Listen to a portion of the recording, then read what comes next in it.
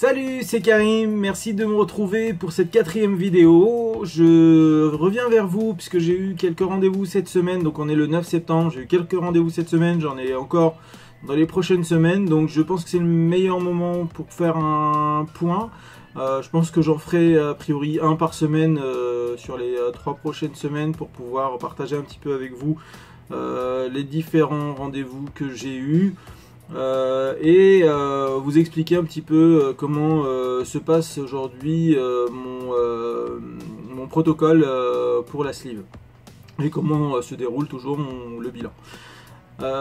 Donc j'ai eu 2 rendez-vous cette semaine, j'ai vu la nutritionniste et la gastro-entérologue.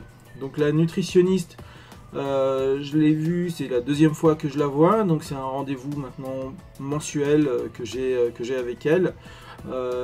Où on a fait un point sur le mois précédent. Donc j'avais pour objectif 2 choses. Le premier objectif, c'était de m'approprier la façon de mastiquer et donc de reprendre vraiment le temps de mastiquer lentement entre 8 et 20 fois en fonction de l'aliment que l'on a dans la bouche, jusqu'à se retrouver avec quelque chose de pâteux dans la bouche avant de l'avaler. Et de prendre également le temps de l'avaler entre chaque bouchée, de prendre le temps de discuter, etc. pour qu'au bout de 15-20 minutes, je m'arrête, quel que soit ce qui reste dans mon assiette. C'est pas évident, ça demande beaucoup de concentration, ça demande de l'effort, et je me rends compte finalement qu'au bout d'un moment, en discutant avec à gauche et à droite, je me rends compte que je reprends l'habitude de manger vite. Donc c'est quelque chose qui demande encore aujourd'hui un effort, et je pense que c'est que le début. À un moment donné, j'espère que ça deviendra naturel. Mais pour le moment, ça me demande toujours de la concentration. Il faut que je sois vraiment focus au moment où je le fais et que j'arrive à m'arrêter au bout de 15-20 minutes. Alors, j'ai jamais regardé vraiment le temps que je mettais au moment de mes repas. Je l'ai fait à la demande de ma nutritionniste, et c'est vrai que j'arrive finalement bien aux alentours de 15-20 minutes au niveau du repas, j'arrive bien à arrêter. J'ai également commencé à diminuer tout ce qui était boissons sucrées. Donc je commence vraiment à le diminuer, sachant que la prochaine étape pour moi, et qui commence à partir de demain, c'est de supprimer complètement les boissons sucrées, que ce soit gazeux ou pas, et de supprimer tout ce qui est gazeux par la même occasion. Donc aujourd'hui, 9 septembre, l'engagement est pris devant tout le monde. Les boissons sucrées et pétillantes, c'est terminé, donc voilà, je me suis donné un mois pour pouvoir diminuer tout doucement la quantité, de façon à ce que ce soit pas un choc et que ce soit pas pris comme une frustration. Donc je pense que je vais y arriver, et donc maintenant je ne boirai plus que de l'eau. Donc voilà un petit peu l'objectif que je m'étais fixé. C'est un objectif personnel, et de toute façon, si je veux y arriver, il faut en passer par là, donc je vais y arriver. J'avais pour objectif donc de perdre du poids entre le premier et le 2e rendez-vous. C'est un objectif que j'ai rempli puisque j'ai perdu 2 kilos. Donc comme quoi cette procédure en fait de mastication, de prendre son temps, etc. fonctionne, puisque en termes d'alimentation également, j'ai quand même changé. Je commence aussi à changer fortement, puisque concrètement je mange maintenant une bonne moitié, voire un 3/4 aujourd'hui de légumes. Généralement c'est plutôt de la salade, et accompagné de protéines et peut-être un petit peu et un peu de féculents. Donc cette proportion 1/2, 1/4, 1/4, je commence aussi à l'acquérir. Je vais pas dire que j'y arrive tous les jours, tout le temps, parce que ça serait mentir, et que c'est relativement compliqué de temps en temps. Mais je commence vraiment à m'y mettre et je commence à y arriver, même à y prendre du plaisir, puisque du coup je me sens à la fin du repas de toute façon rassasié. Donc l'un dans l'autre, je me dis si ça me suffit pour me rassasier, bah, ça ira, ça me va très bien. Donc voilà un petit peu pour cette perte de poids. Il faut que je continue, c'est très important. Vous verrez pourquoi juste après. Et donc voilà, elle a fait également, elle a regardé un petit peu mon bilan sanguin. Elle s'est rendue compte que j'avais une carence en vitamine D, donc elle m'a prescrit des ampoules. J'ai 2 ampoules par mois pendant 2 mois pour pouvoir remonter un petit peu en vitamine D. Après, bon, j'ai pris un peu de soleil entre temps, donc j'imagine que c'est remonté également un petit peu. Elle m'a également donné un compte-rendu de consultation nutritionnelle en vue d'une chirurgie bariatrique, où elle m'a donné un avis favorable. C'est donc ce précieux sésame que je dois présenter au chirurgien et qui confirmera donc l'accord pour la chirurgie bariatrique. Donc c'est mon deuxième accord, puisque le premier c'était le psy. Donc aujourd'hui c'est la nutritionniste et ça va continuer comme ça, je pense, au fur et à mesure de mes examens.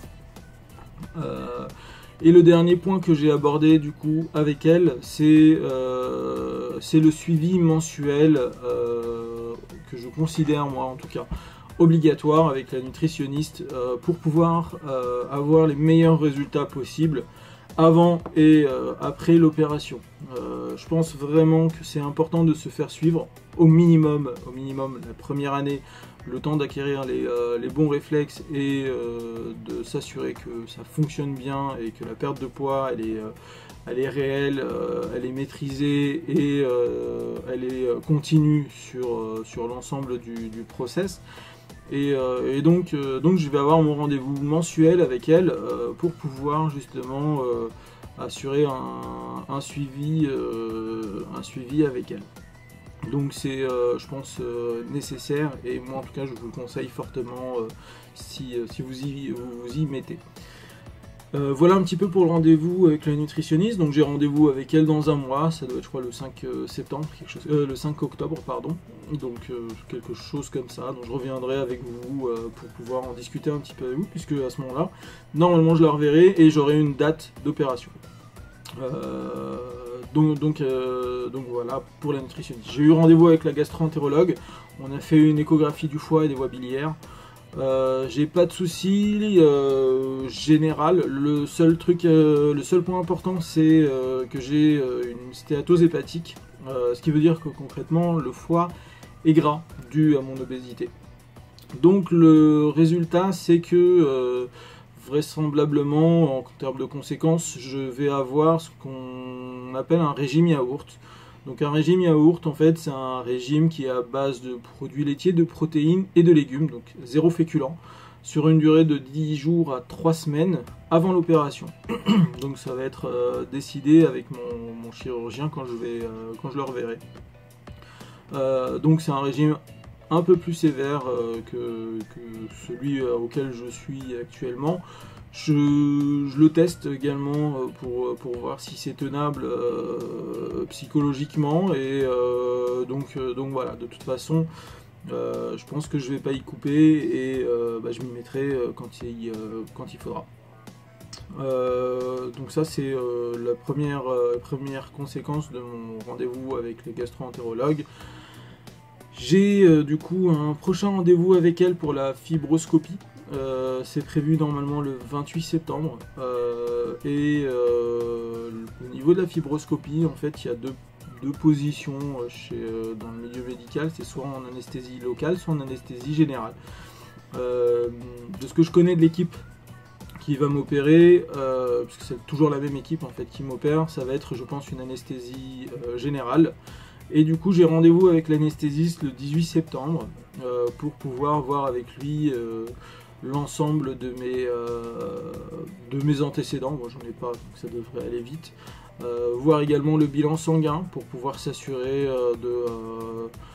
de ce qu'il a, du minimum de risque à prendre au niveau de l'anesthésie. Bon, maintenant c'est de l'anesthésie, donc il y a des risques, mais ils sont quasi inexistants. Et donc voilà un petit peu les prochains rendez-vous avec la fibroscopie. J'ai d'autres rendez-vous avant, la semaine prochaine. Je vais vous en parler juste après l'aparté que je voulais faire sur Héliobacter. Donc Héliobacter, comme je vous l'avais dit la dernière fois, je suis positif au test, ce qui veut dire que j'ai un traitement de 10 jours à prendre.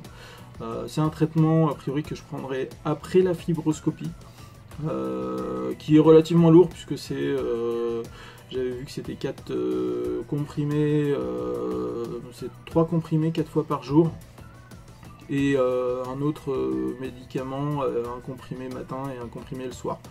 Donc a priori c'est un traitement assez lourd qui peut faire mal à l'estomac, donc qui est à prendre au moment des repas. Donc voilà, à prendre pendant 10 jours, faut juste pas se rater sur les prises. Alors moi je suis pas un spécialiste des médicaments, je suis vraiment pas fan, donc pour moi ça va être un effort à fournir pendant ces 10 jours. Donc voilà un petit peu l'aparté sur les Héliobacter. Les prochains rendez-vous que j'ai, je vais avoir normalement rendez-vous lundi 11 septembre chez mon cardiologue, où je vais pouvoir faire l'ensemble de mes tests électrocardiogramme, etc. Donc voilà un petit peu le premier rendez-vous. Le deuxième rendez-vous que je vais avoir, c'est chez le pneumologue, où je vais faire la polysomnographie nocturne pour l'apnée du sommeil. Donc ce rendez-vous là il est pour le 12 septembre. Donc il se peut que je vous fasse une vidéo rapide pour vous montrer l'appareillage de la polysomnographie. Voilà, ça sera certainement, comme je vous disais, un appareil que je mettrai autour de mon torse et que je garderai pour la nuit. Voilà un petit peu les prochains rendez-vous dont je vous ai parlé. J'ai déjà calé mon prochain rendez-vous chez le chirurgien, parce que j'arrive au bout de mon bilan. Après la fibroscopie, je serai au bout de mon bilan. Donc j'aurai plus qu'à prendre rendez-vous chez le chirurgien pour lui présenter les résultats. Et pour qu'il me donne une date. Donc j'aurai rendez-vous avec lui le 2 octobre, et donc j'aurai très certainement une date d'opération à partir de cette date là. Voilà un petit peu le retour que j'ai à vous faire. Si vous avez des questions, n'hésitez pas. N'hésitez pas également à vous abonner si vous avez envie de me suivre, de suivre un petit peu mes aventures. Et puis sur ce, je vous dis à bientôt. Salut!